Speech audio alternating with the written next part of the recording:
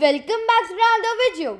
Today I will tell you how to make a hyperlink in a Mac in a Word PPT. So first you have to open Word and then you have to open the PPT in which you have to make the hyperlink. So first I will choose the word, like I have to select the word currently. Then I will press on insert and then I will press on link, and then you can give an address of a link of an existing file or document, or of this document heading, top of the document, bookmarks, email address.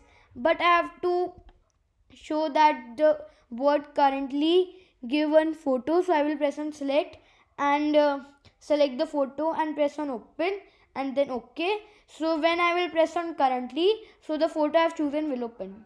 So this hyperlink is made, so I will test it. So like I have pressed on currently and on the another side the photo is open which I have selected.